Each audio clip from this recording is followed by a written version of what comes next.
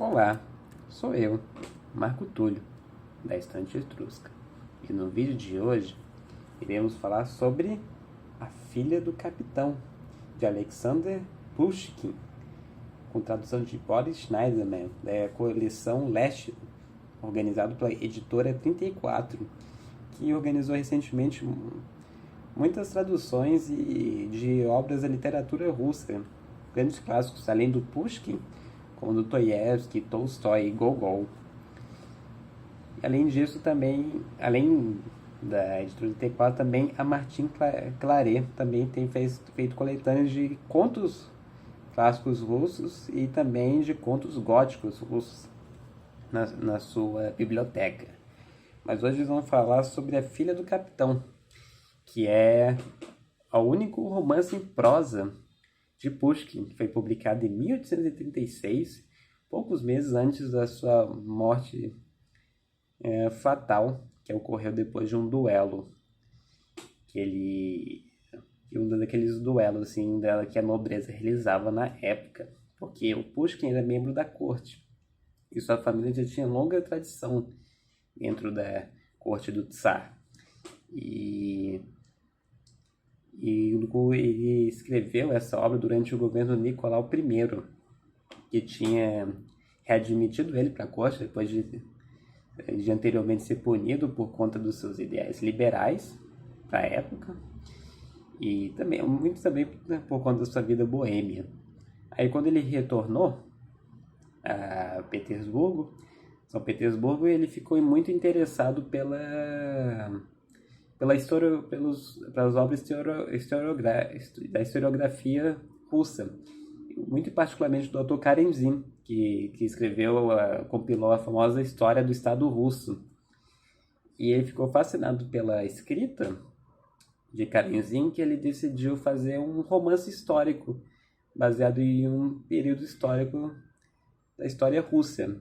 E ele decidiu falar sobre a revolta de Pugachev, que foi uma revolta de campesina de cossacos, que aconteceu nas margens do rio Ural, durante o governo de Catarina II, que em 1773.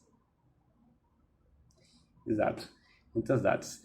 E ele baseou nesse período para fazer seu romance histórico, e ele passou a maior parte do tempo lendo o livro Karenzin e também com acesso aos documentos da época, que ele conseguiu acesso por conta da sua amizade com Nicolau I. E naquele momento, esse episódio ainda era muito obscuro e muito foi escondido pela corte, por conta que foi uma das maiores revoltas camponesas da história russa. E foi uma das mais duradouras, porque as tropas de Pugachev ocasionou danos fatais assim, na estrutura militar russa. Inclusive, para a Catarina II, depois do conflito, resolveu tentar apagar qualquer traço de memória desse período, inclusive mudando o nome do rio Yalka, onde foi as margens que aconteceu, a região dos principais batalhas, para rio Ural. E como teve acesso a esses documentos, o Pushkin conseguiu elaborar sua obra. Mas antes de concluir o romance, ele acabou escrevendo um texto, todos os textos historiográficos, justamente sobre o episódio de Pugachev. Foi conhecido como História do Pugachev, onde, com base das fontes primárias que ele adquiriu, não adquiriu, mas teve acesso, e também de fontes orais, porque ele foi na região onde ocorreu os principais conflitos e entrevistou os locais, inclusive descendentes diretos do Pugachev.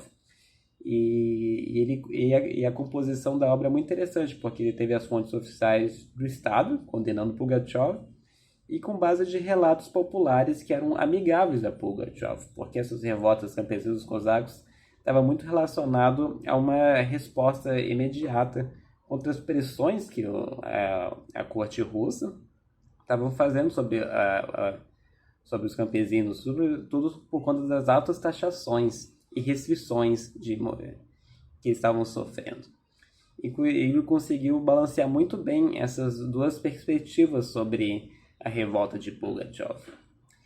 E só depois, no final, que ele foi escrever, mas assim, mais adiante, que ele conseguiu concluir seu romance, que é uma das principais obras, não só a principal obra de prosa dele, que foi uma das únicas, e também porque ele também uma das principais obras de prosa da literatura russa, que foi tão influente que ele é considerado o fundador da literatura moderna russa.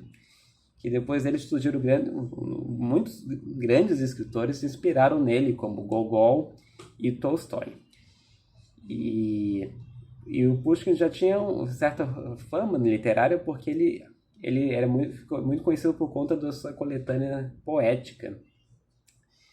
E sobre o livro em si, não vou contar muito, porque para não estragar muitos detalhes, mas só posso dizer que a escrita assim é fenomenal, a tradução está muito boa e trata muito o lirismo do Pushkin, que é um negócio muito vivo. Você com breves descrições e sim isso e você consegue sentir o caráter físico dos personagens e o que eles estavam sentindo naquele momento de penúria, porque a história é sobre o Piotr Gravlin, que é um jovem soldado que foi mandado perdão pelos nomes russos, depois eu mando uma errata, que foi mandado para uma fortaleza, para uma guarnição ali próximo ao rio hoje, que é hoje o Rio Ural, para fazer a guarda do local, mas ele se apaixona pela filha do capitão da guarnição, que era a Maria Ivanova. E tem todo no começo aqui um drama, relacionamento assim, entre ele e o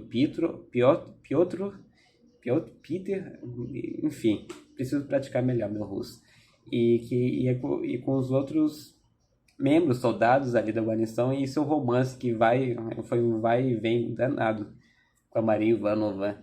Até que tem um momento que teve a erupção da revolta de Pugachev, que muda tudo, e muito sobre a forma como o Peter vê o mundo à sua volta e as ações dele para tentar fazer de tudo para salvar Maria Ivanova e se casar e e criar uma família com ela. Não vou entrar muito nesses detalhes, senão vai estragar a graça do livro, mas eu vou deixar esses comentários assim bem breves sobre o enredo, porque quis dar mais foco ao contexto histórico da obra. Inclusive, nessa edição, tem 2 capítulos da história do Pugachev que o Pushkin escreveu. E você vê que é fascinante ver como o Pushkin conseguiu tem um domínio quase em todos os estilos literários assim, de escrita, assim, vai desde algo mais assim, científico, historiográfico, até poesia e prosa. Foi um escritor excepcional.